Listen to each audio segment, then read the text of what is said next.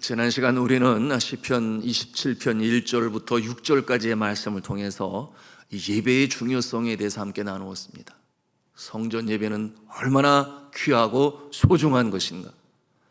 여러분, 아비된 다윗, 압살롬이 정권을 찬탈하기 위하여 전쟁을 일으켰을 때 다윗은 대항하지 아니했다 그랬어요. 어떤 아버지가 자녀와 더불어 전쟁을 일으키겠습니까? 그러므로 그를 따르는 백성과 더불어 요단강 동편으로 피신을 했다고 그랬어요. 그가 예루살렘 성을 떠나서 피난 길에 오를 때에 고백한 그의 고백이 시편 27편의 내용인데, 그 가장 아쉬웠던 것이 무엇이었습니까? 그의 왕의 지위가 아니었어요. 왕의 지위로 얻는 권력과 물질과 평안도 아니었습니다. 그의 마음에 정말 안타까이 여겼던 것이 있으니 그것은 바로 내가 이제 언제 다시 여호와의 전에서 주를 찬송하며 주 앞에 제사하며 예배를 드릴 수 있을 것인가. 주의 집을 떠나는 것이 그의 마음에 가장 힘들고 아픈 부분이었음을 우리가 지난 말씀을 통해서 우리가 기억합니다. 여러분, 가장 놓을 수 없는 귀하고 소중한 것, 그것은 바로 주의 전에 나와 주를 찬송하며 예배하는 것이니, 여러분, 지난 주일에 참으로 오랜만에 많은 분들이 예배에 참석하셔서 코로나 이후로 가장 많은 성도들이 출석했습니다. 그 가운데 여러 어르신들이 계셨지요. 여러분, 그 어르신 중에는 어떠한 분이 계신가? 여러분, 이 뭐라 그래요? 포토라고 그래요? 바퀴가 달려있는 시장 볼 때 이렇게 밀고 가는 거, 그를 가지고 지난 여러 달 동안 교회에 오시는데, 여러분, 그가 그런 고백을 했어요.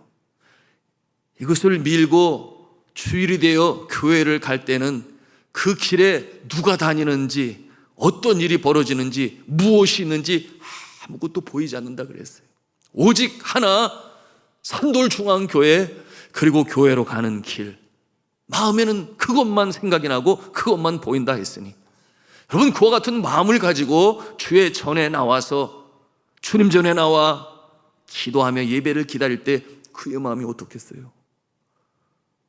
예배를 사모하는 마음, 주의 성전 뜰에 내 발을 디뎌놓을 때의 그 감격, 여러분, 그와 같은 마음으로 예배를 사모하니 하나님께서 그 모습을 어떻게 보시겠습니까? 하나님께서도 어여삐 보셔서 그에게 하늘의 신령한 은혜를 내려주시지 않겠습니까? 사랑하는 성도 여러분, 예배가 얼마나 소중하고 귀한 것인지 예배를 사모하심으로 예배의 성공자가 되시기를 주님의 이름으로 축복합니다. 자, 오늘 이제 이 다윗은 두 번째 주제로 우리를 인도하고 있는데요, 그 내용이 27편 이제 7절부터 시작하여 우리가 함께 읽은 내용이에요. 이와 같은 내용의 주제는 무엇인가? 7절부터 14절까지 기록된 다윗의 고백은, 그 주제가 기도에 관한 것입니다. 기도에 관한 것이에요. 하나님 앞에 드리는 강청입니다. 왜 강청이겠어요? 여러분, 강청은 주님 앞에 부르짖어 간구하는 것이 강청이 되는 것이니, 위급한 상황, 환난의 날이기 때문에 그가 가만히 앉아서 기도할 수가 없어요. 이 어려운 시련, 이 어려운 역경, 아들이 자신의 자리를 찬탈하여 정권을 잡고자 하여 그를 따르는 백성들과 함께 피난길에 오른 이 상황 가운데에서 하나님 앞에 강청하지 않을 수가 없는 그 모습인 것입니다.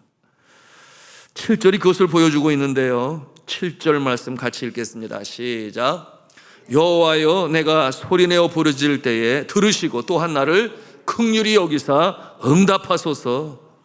내가 소리내어 부르짖을 때에 라고 말씀하고 있어요. 그때에 들으시고 응답하소서. 그렇습니다. 위급한 상황이면, 그리고 내 마음이 간절할 때 당연히 큰 소리로 부르짖으며 기도할 수밖에 없겠지요. 그와 같은 상황에 경험이 없으신 분들은 할 리가 없어요. 그래서 쉽게 얘기할 수 있습니다. 하나님이 귀가 먹으셨나? 막 이렇게 소리를 지르면서 기도를 해? 뭐 이렇게 아주 냉정히 말할지 모르겠어요. 그러나 성경은 말씀합니다. 너는 내게 부르짖으라. 너는 내게 부르짖으라. 내가 내게 응답하겠고 크고 비밀한 일을 내게 보이리라. 여러분, 그 말씀이 에레미야서 33장 3절에 우리에게 말씀하고 있어요. 그런가 하면 시편 86편 7절에는 나의 환난 날에 내가 주께 부르짖으리니 주께서 내게 응답하시리로다. 환난 날에 내가 주께 부르짖으리니. 여러분, 그와 같은 기도를 드릴 때가 있어요. 간절하면 그렇지요. 위급하고 간절하면 당연히 큰 목소리로 주님 앞에 기도하게 되고, 그러다 보면은 눈물도 터져 나오고, 그러다 보면은 우리 심령 가운데 주님의 마음을 아프시게 한 것까지도 생각나게 하시니, 누가 그렇게 하십니까? 성령께서. 말할 수 없는 탄식으로 도우시는 성령께서 우리의 마음에 그와 같은 마음을 주심으로 주님 앞에 강청하여 간절히 부르짖으며 기도하는 것이 우리 인생 가운데 나타나는 모습이에요. 제가 기도 주관이 되어 기도원에 올라가면 한밤중에 가까운 숲속에서 부르짖어 기도하는 소리를 들어요. 그런데 제가 깜짝 놀래요. 얼마나 큰 기도 제목이 있으면 저렇게 밤이 맞도록 큰 소리로 부르짖으며 기도를 할까? 암병에 걸렸나? 아니면 사업이 부도 일보 직전에 있나? 아니면 자녀가 집을 나가서 돌아오지를 않나? 뭐 이런 생각들이 막 제 마음에. 그런가 하면 자녀가 잘못을 하여 구속당하기 일보 직전에 있나? 뭐 이와 같은 그 모습들이 연상이 돼서 그렇게 부르짖어 기도할 때 저도 모르게 같이 기도를 해요. 하나님 아버지, 저렇게 부르짖어 주님 앞에 강청하여 기도하는데 긍휼히 여겨 주시옵시고 하나님께서 응답하여 주시옵소서. 저도 모르는 사이에 제가 중보기도자가 되어 있더라고요. 에? 그렇지 않겠어요? 그런가 하면 그렇게 부르짖어 기도하는 가운데 긍정적인 기도의 모습도 있으니 어떤 모습이겠습니까? 이제 코앞에 목사 안수식이 다가왔어요. 그런가 하면은 교회의 장로님으로 임직을 받게 되는 날이 다가오니, 그런가 하면은 또한 선교사로 나갈 준비를 하고 있는데 내가 가만히 있을 수 없다 하여 산 위에 올라와서 부르짖으며 기도하는데 어떤 기도겠어요? 주여, 내가 주께서 주신 사명을 감당하겠사오니 감당할 수 있을 만한 힘과 능력과 영권을 허락하여 주옵소서, 은사도 허락하여 주옵소서. 그와 같은 기도는 참 감사한 기도 아니겠습니까? 긍정적인 기도지요. 여러분, 전자의 강청의 기도를 드릴 때 하나님께서는 긍휼히 여겨서 응답하시고, 후자의 내용으로 기도할 때는 하나님께서 기특히 여겨 응답하시는 줄로 믿습니다. 그러므로 부르짖어 기도를 해요. 여러분, 네팔에 계신 한 선교사님이 계신데 지방에서 고아원 사역을 감당하세요. 그런데 그 고아 아이들이 얼마나 되냐? 무려 500명이나 돼요. 대단하지요? 감리교 선교사님들이 그래서 고아의 아버지라, 고아의 어머니라고 하는 별명이 참 어울리는 사역을 감당하고 계세요. 하루는 이 선교사님이 기도하고 싶은 마음이 생겨서, 여러분 그러실 때 있지요? 기도하고 싶을 때. 누가 그렇게 하세요? 성령님께서.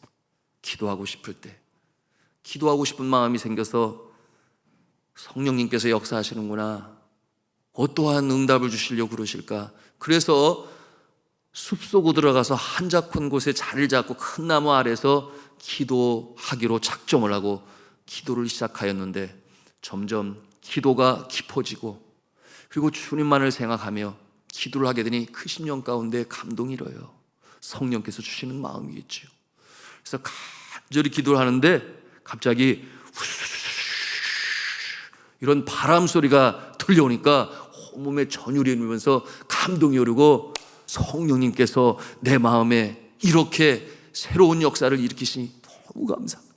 감동이 이래서 더 간절히 주님 앞에 간절히 기도하가 나가는데 이제는 어떠한 느낌이 오는가? 그 나무가 막 흔들리는 그런 느낌이 오니까 너무나 놀라고, 야, 내 인생에도 이런 날이 있구나, 성령께서 이렇게 역사를 하시는구나. 그래서 기도를 하는데 들려오는 소리가 뭐 끼리끼리끼리끼리 이런 소리가 막 들리더라서 짐승 소리 같기도 하고 그래가지고 저 소리 눈을 떠서 이렇게 나무 위를 보니까 세상에 원숭이 떼가 와가지고 수십 마리의 원숭이 떼가 와가지고 그 위에서 이렇게 내려다보고 있는데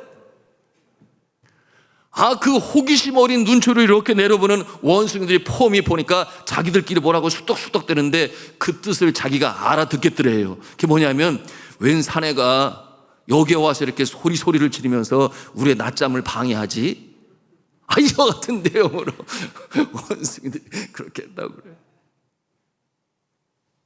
성도 여러분, 우리의 기도의 방식에는 이렇게 부르짖어 주님 앞에 기도할 때가 있는가 하면 그런가 하면은 잠잠히 주님 앞에 기도할 때도 있습니다. 여러분, 모세가 백성에게 이르되 너희는 두려워 말고 가만히 서서 여호와께서 오늘날 너희를 위하여 행하시는 구원을 보라.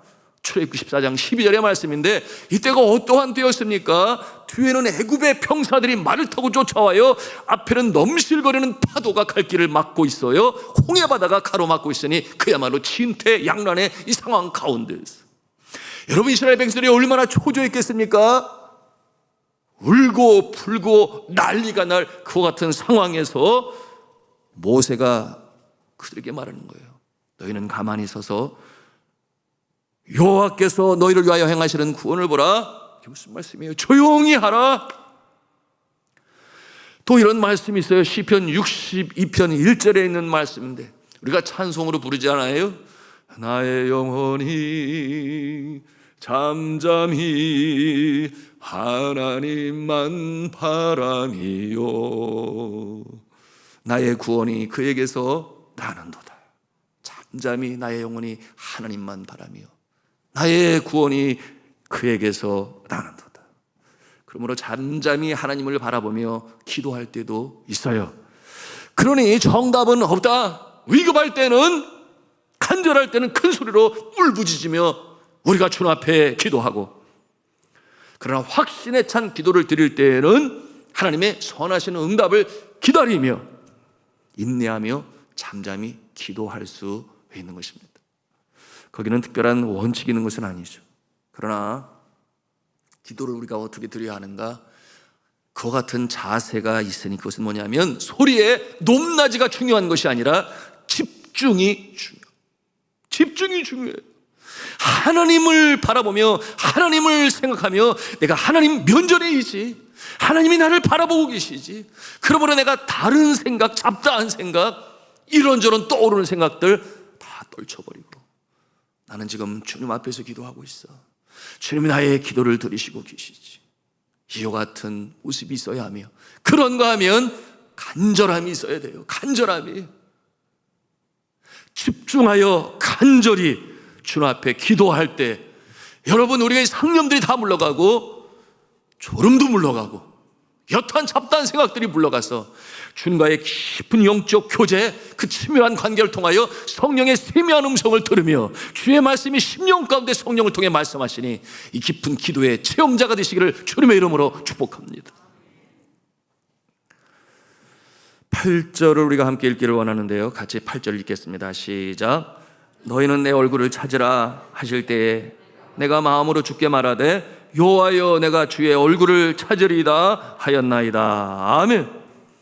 내 얼굴을 찾으라. 누가 말씀하세요? 하나님께서 내 얼굴을 찾으라 그렇게 명하십니다.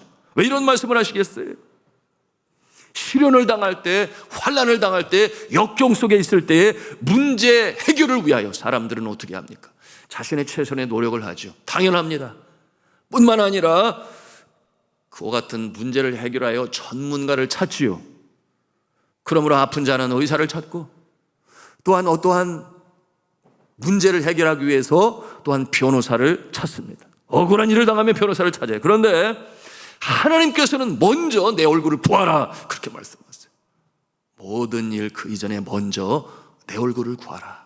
그러므로 말씀하시는 거예요. 내 얼굴을 찾으라 그렇게 명하시는데, 내 얼굴을 찾으라 어떠한 의미가 있을까요? 우리가 세 가지로 살펴볼 수 있으니, 첫째, 우리 한음성을 하겠습니다. 주님 앞에 돌아오라. 그렇습니다. 주님 앞에 돌아오라. 주님 앞에 돌아와서 주의 얼굴을 찾으라. 그와 같은 말씀으로 주시는 것이니 다른 말로 표현을 하면 믿음을 회복하고 주를 의지하라, 그런 뜻을 가지고 있어요. 믿음을 회복하고 전적으로 주를 의지하라, 그런 뜻이에요. 더 이상 세상에서 세상적인 방법으로 문제를 해결하기 전에 주께 돌아오라, 주를 의지하라. 더 이상 방황하고 유료하여 힘들어하지 말고 그 어려움 속에서 스스로 이 뭐라 그래요? 자기를 치근히 여겨. 그러므로 낙심 속에 눈물을 흘리지 말고 주님 앞에 돌아오라, 주를 의지하라. 그러면 하나님께서 그 문제의 해결의 실마리를 시작하시는데, 여러분, 주님께서 지혜를 주시니, 여러분, 이 지혜는 진리로 주시는 지혜요, 진리를 알지니 진리가 너희를 자유케 하리라. 우리의 얽매인 심령에 자유함을 허락하여 주시고, 그런가 하면은 문제를 해결하시는 그 실마리를 주님께서 허락하시니, 주의 얼굴을 찾으라 하시는 말씀은 주님께로 돌아오라, 주님께로 돌아오라 말씀하시는 곳이요. 그런가 하면은 두 번째로 한 음성으로 하겠습니다. 주께 용서와 자비를 구하라, 주께 용서와 자비를 구하라 하시는 것이. 여러분, 다음 절 9절에서 우리가 그 내용을 볼 수 있으니 다윗이 간청합니다. 주의 얼굴을 내게서 숨기지 마시고 주의 종을 노하여 버리지 마소서. 노하지 마시고 버리지 마소서. 여러분, 이와 같은 내용으로 기도합니다. 주의 얼굴을 내게서 숨기지 마시고. 여러분, 주님께서 왜 얼굴을 숨기시겠어요? 그런데 심령 가운데 알아요. 성령께서 알려주세요. 왜 주님께서 얼굴을 숨기시는가? 여러분, 기도하는 가운데 죄송한 것들이 생각이 나죠. 주님 앞에 불충한 모습이 생각이 나죠. 주님의 마음에 아픔이 되었던 나의 행동들이 생각이 나요. 그러므로 주 앞에 기도할 때에 내 얼굴을 찾으라 하는 것은 주께 용서와 자비를 구하라. 하나님께서 얼굴을 감추셨으니 왜 그렇겠습니까? 우리의 심령 가운데 하나님과 우리의 사이에 막힌 죄의 담이 있으니, 죄로 말미암아 우리가 주님 앞에 담대히 나가지 못해요. 여러분, 이와 같은 상황에서 죄의 문제의 해결주는 바로 예수 그리스도여 십자가의 보혈인 줄로 믿으시길 바랍니다. 십자가의 보혈로 우리의 죄가 종 같을지라도 양털같이 희게 되는 줄로 믿으시길 바랍니다. 그러므로 하나님께서 기뻐하시지 아니하는 이 죄, 그러므로 주께 용서와 자비를 구하라. 그러므로 내 얼굴을 찾으라. 여러분, 에덴 동산에서 아담과 하와가 죄를 범하고 따먹지 말라고 하는 이 선악과를 먹은 것은 하나님의 명령에 거역한 것이니 창조주와 이 피조물과의 관계를 그들이 허물어서요, 사단의 이 괴계에 빠져서 말입니다. 속임수에 넘어갔어. 그리고 나서는 어떤 일이 벌어졌나요? 하나님은 그날도 여지없이 찾아오셨는데 정작 인간 편에서 그들이 숨었다 그랬어요. 부끄러워하여 숨었다. 여러분, 이와 같은 모습을 보면서, 주의 얼굴을 피하는 그 모습을 보면서 아담아, 아담아, 네가 어디 있느냐? 하나님께서 찾으세요. 여러분이 부르시는 하나님의 음성은 이놈, 내가 죄를 지었구나, 그런 뜻이 아니에요. 그와 같은 상황 가운데서 주 앞에 나오면 주님께서 그를 긍휼히 여겨주시고 어찌하든지 살 방도를 하나님께서 여실 것인데, 정작 죄를 범한 인간의 심성은 어떤 모습이 돼요? 주의 얼굴을 뵙기가 두려워요. 가까이 하기가 힘들어요. 여러분, 그와 같은 모습이, 여러분, 이 J.H. 바빙크라고 하는 이 선교신학자는 어떻게 표현을 하였는가? 하나님을 떠난 자들은 두 가지의 마음을 갖게 되는데, 하나는 이 죄성으로 말미암아 하나님께 나오는 것이 두려워서 못 나오는 사람들이 있는가 하면, 또 한편에서는 또 한 감정이 있으니 이곳에 있으면 내가 구원을 받지 못하는데, 이곳에 있으면 내 심령에 진정한 안식과 평안이 없는데, 그러므로 영원하신 창조주를 찾고자 하는 마음이 그 마음에서 계속적으로 일어난다 그랬어요. 그런데 정작 올바른 복음 전하는 자의 인도를 받으면 주님 앞에 나오겠지만, 그러지 못하니 귀괴한 바위, 암석, 어떠한 형상, 자연을 바라보고 그 앞에 영적인 이 만족과 안식을 얻기 위하여 머리를 조아리지만 거기에는 어떠한 자유도 어떠한 해방도 없는 것이에요.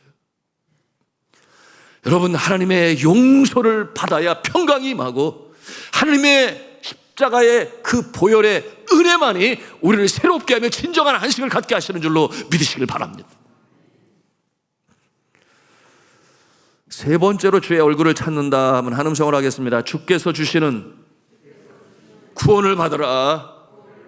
그렇습니다. 주께서 주시는 구원을 받으라. 그것이 바로 주의 얼굴을 찾으라, 그런 뜻인데요.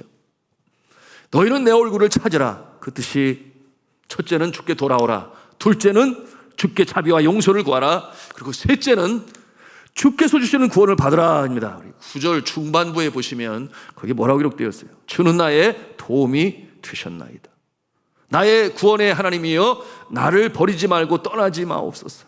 그리고 10절에 고백합니다. 뭐라고 고백을 합니까?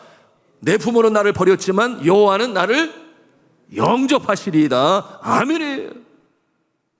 주 앞에 돌아올 때 사랑이 임하시는 하나님께서는 여러분, 그 아들 독생자를 우리의 죄를 용서하시기 위하여 이 땅에 제물로 내어주신 하나님께서 돌아오는 자를 외면하시겠습니까? 그 얼굴을 가리시겠습니까? 그러지 아니에요. 끌어안시고 용서하시고 마침내 구원을 베푸신다. 믿으시면 아멘 하십시다. 구원을 베푸시는 하나님이세요. 그러므로 말씀에 뭐라고 했어요? 내 부모는 나를 버렸지만 여호와는 나를 영접하시리이다. 내 부모는 나를 버렸지만 여호와는 나를 영접하시리이다. 여러분, 여기서 내 부모는 누구인가 하면 이 다윗에게 있어서는 그 나라의 나라님인, 나라의 아버지가 되신 사울 왕을 말하는 거예요. 사울 왕은 나를 버렸지만 나라님이 되어 왕이 되어. 여러분, 다윗이 무슨 죄를 지었나요? 블레셋 군대의 장군인 골리앗 장군을 때려 눕혔고, 그리고 사울 왕이 시키는 대로 순종하여 블레셋 군대와의 전쟁을 통하여 많은 적군을 물리친 것 이외에 그가 무슨 죄가 있어요? 그럼에도 불구하고 나라님인 왕인 사울 왕의 미움을 받게 되니 그가 도망칩니다. 실제적으로 그는 자신의 장인어른이었죠. 그의 딸 미갈이 그의 아내였으니 나의 부모는 나를 버렸지만 그러나 하나님께서는 나를 영접하시리이다. 왕이 미워하면 어디로 도망을 치겠어요? 숨을 데가 있나요? 결국 나라의 국경선을 넘어서서 자신의 신분을 알게 될 것이니 골리앗 장군을 죽인 자이다, 원수다 하여 그가 침을 질질 흘리며 미친 자의 흉내를 내고, 여러분, 그와 같은 어려움 속에 있었던 그는 고백을 해요. 나라님은, 나의 부모는 나를 버렸지만 그러나 여호와는 나를 버리시지 아니하시니이다.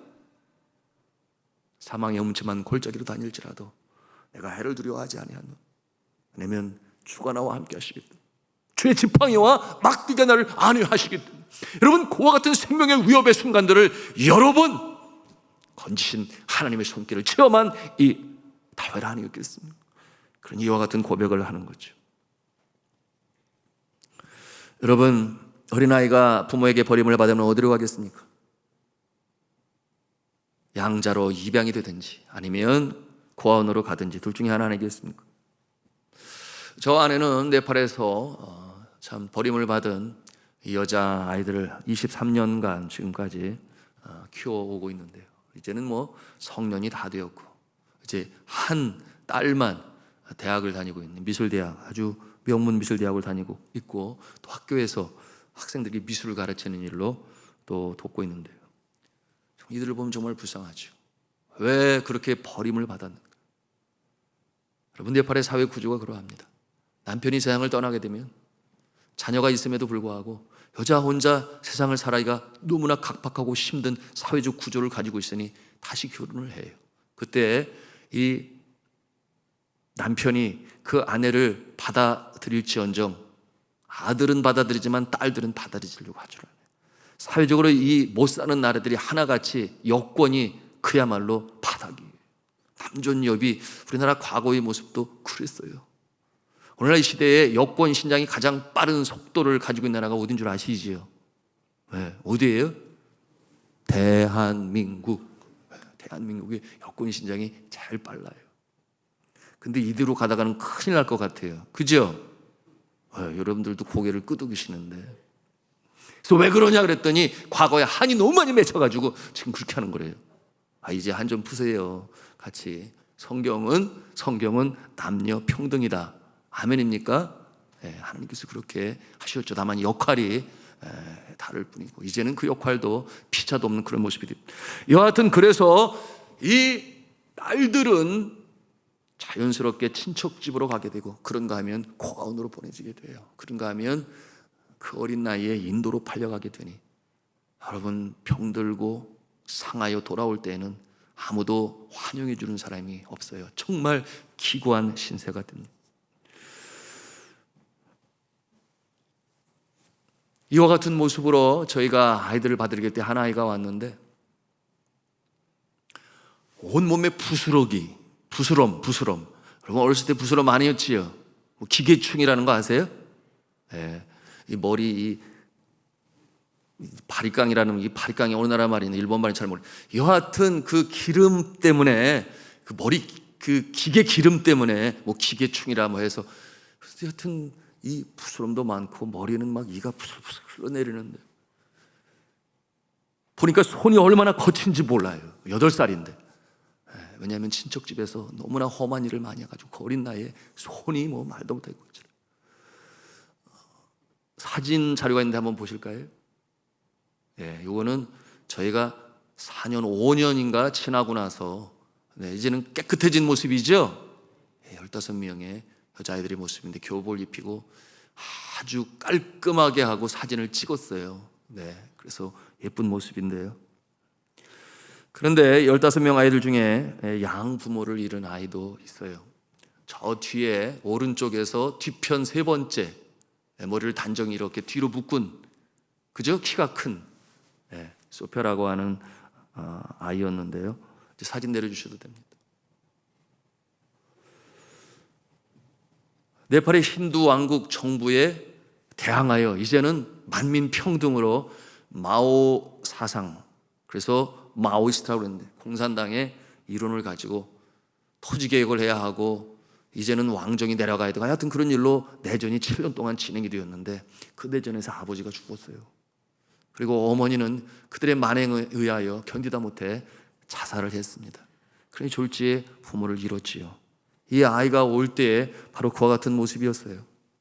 머리에 이가 그냥 막 후루루 흘러내리고 몸에는 부스럼이 가득하고 손은 거칠고 그런 모습이었는데요. 사진 자료 있는데 한번 또 보겠습니다. 저쪽 오른쪽 끝에가 오고 나서 몇 년이 지났을 때인데 하여튼 이렇게 예쁘게 자라나서 지금은 아주 예쁘죠. 다음 사진. 이렇게 결혼식도 올리게 되었고 그리고 다음 사진. 이제는 제 아내 뭐 동역자급이 되어서 리빙선 학교에서 음악도 가르치고 그 어려운 가운데 레슨 한번 받으려면 비싸요. 그럼에도 불구하고 마음의 상처들을 치유하기 위해서 음악을 가르치면 좋겠다. 잘하든 못하든. 그래서 피아노도 가르치고 바이올린도 가르치고 바이올린 할 수 있는 사람이 얼마나 있겠어요. 피아노 사람이 그 나라에 얼마나 있겠어요. 찾아가지고 그 인터내셔널 국제학교에서 가르치는 그런 분을 모셔다가 아이들을 가르치고 레슨도 하면서 자라나게 된 놀라운 것은 여러분 음악은 힘이 있어요. 상처나는 마음을 치유합니다. 하물며 우리가 하나님을 찬송할 때 우리의 심령 가운데 좌절과 슬픔과 절망이 물러가게 되고 우리의 마음은 빛으로 가득 차는 줄로 믿으시길 바랍니다. 사실이 그래요. 그와 같은 모습을 자라나게 되니 리빙선 학교의 음악 선생으로 콰이어를 지도하고 전에 CTS 출연도 했잖아요. 우리 교회도 다녀갔었는데 여러분 그와 같은 모습으로 아름답게 자랐습니다. 사랑하는 성도 여러분, 이 다윗의 생명을 지키신 하나님, 나의 부모는 나를 버릴지라도 그대로 하네. 하나님의 사랑이 그 가운데 은혜로 임하니 저 아내를 그곳에 보내시고 여러분 그처럼 그 어려운 가운데 부모는 그들을 버렸으면 하나님의 사랑이 그들을 건수하시고 자라나게 하셨어요. 지금 어엿한 모습으로 대부분이 학교 선생님이 됐어요. 왜 선생님이 됐을까요? 할머니 할아버지가 선생님이니까. 무슨 말씀인지 알겠어요? 저와 제 아내가 선생님의 모습이니 그 모습을 따라서 그 모습으로 살아가게 되니 참 감사하지요. 사랑하는 성도 여러분, 오늘 27편을 마감하면서 우리의 가슴에 담아야 할 내용, 그렇구나, 우리가 환난의 날에 부르짖으며 기도할 수 있겠구나. 그런데 하나님께서는 그와 같은 자에게 하나님께서는 얼굴을 비춰주시고 얼굴을 들어서 우리에게 응답하시는 하나님이 되시니, 내 부모는 나를 버릴지언정 하나님은 나를 버리시지 아니하시고 환난의 때에 우리를 다시금 일으켜 세우셔서 죄의 영광을 위하여 사용하시는 줄로 믿으시기를 바랍니다. 우리가 이 같은 마음을 가지고 확신을 가지고 믿음을 가지고 주님 앞에 부르짖어 기도할 때에 응답의 역사가 나타나 이 밤에 하나님의 놀라우신 은혜를 체험하시는, 그러므로 다시금 일어나 전진해 나가시는 저와 여러분 다 되시기를 주님의 이름으로 축원합니다.